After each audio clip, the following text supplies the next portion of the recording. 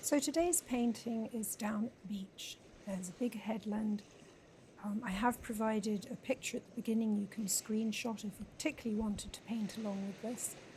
But any headland or any beach scene will do.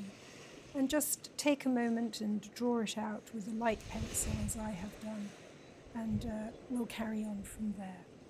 So I'm laying in a wash of cerulean blue mixed with a little ultramarine. I'm just laying in the water. I'm leaving areas blank for sunlight bouncing off the water. I don't want just a monotone colour for the water. So I'm just going round a rock at the front, still with there I had a bit of ultramarine in with my cerulean.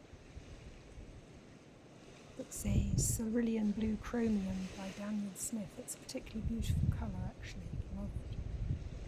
I use it for mixing greys as well.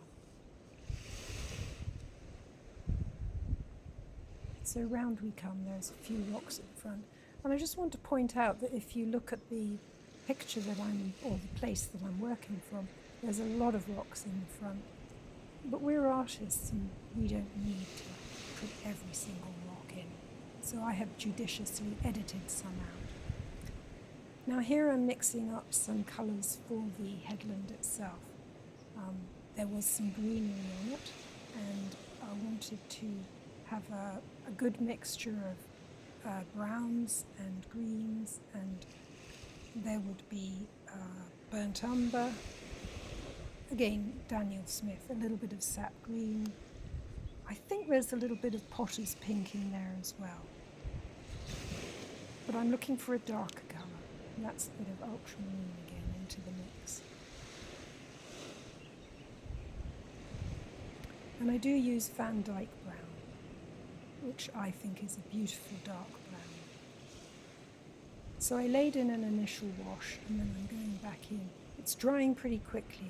The sunshine was on the page, so I could work on top quickly. I do want the headland to be dark. The brush I'm using is a Rosemary & Co travel brush. It has a beautiful fine point, and I do like to draw with my brush. It can certainly do that. So just laying in some dark washes. A little bit of calligraphy.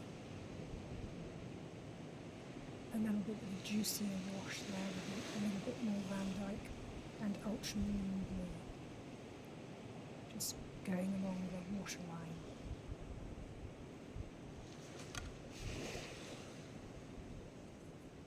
That's sap green. It's a pretty powerful colour, so you have to knock it back, which I am doing with a little bit of ultramarine blue and some burnt umber.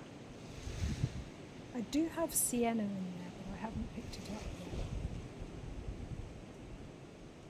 So going for a darker wash, putting in a bit of the tree foliage and some dots for texture.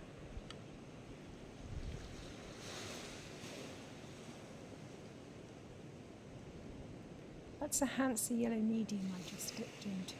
And I think I was now looking and assessing where the lightest part of the trees were, because there was a little bit of light hitting the tops of the trees.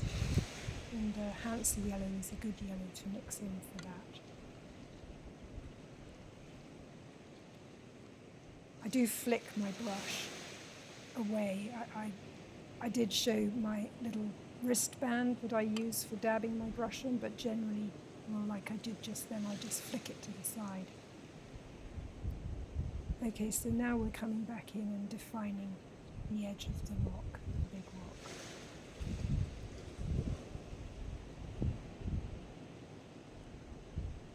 A little bit more burnt umber, ultramarine. Very few colours I really need for painting out in the landscape.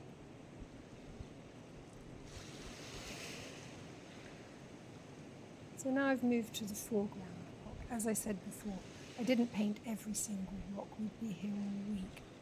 And it wasn't necessary. I think the viewer will get the feeling of perspective from having this larger rock in the foreground balanced against the big rock in the background. So I've put in where the light is hitting the form, and now I'm putting in the dark, the shadow area of the form. And I had a couple on the right as well that I will treat in the same way.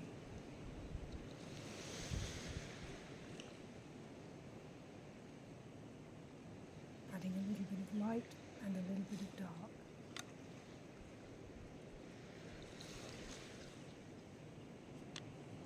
Again, light brown, ultramarine. That will give me my darkest dark on my palette. And we do need to add value to paintings. Value is what really gives you the pop. And it creates the form as well.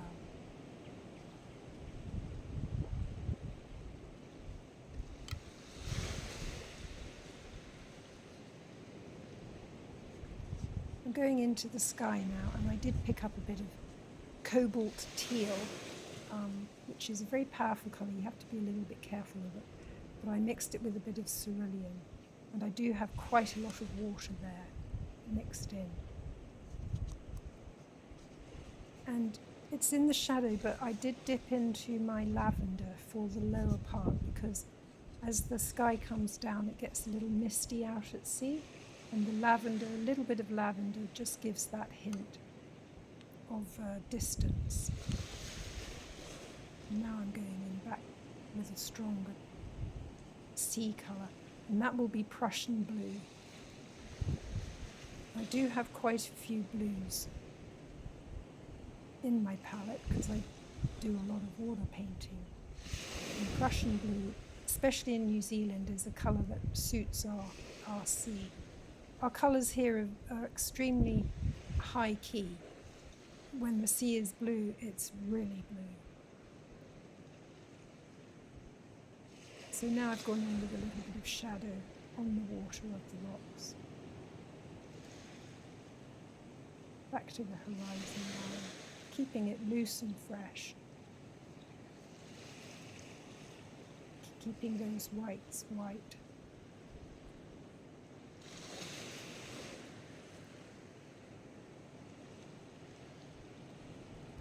Mixing up a little grey to draw in some of the form of the rock. Just defining a few edges. Creating a bit of solidity.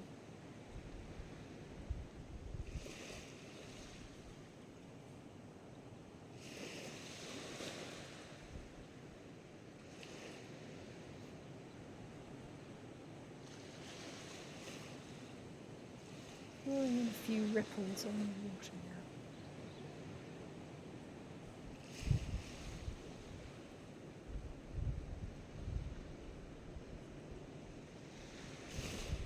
And again, just defining a little bit under the rocks in the middle ground.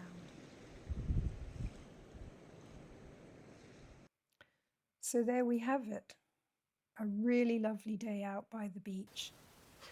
When I was out painting this yesterday, the sun was just beautiful. What a gorgeous day. White puffy clouds, sunlight sparkling on the ocean. Today it's really grey. So I've come into the studio and I'm just going to give you a little update. I'm a new YouTuber, and this is the end of my second month posting. I have 32 subscribers, so thank you, because that means a lot to me. So what I was going to say is just, if you like what I'm doing and you want to follow me on my journey over the coming months, then please subscribe and give me a like, because it'll help the channel grow. And I really appreciate you being here. Thank you.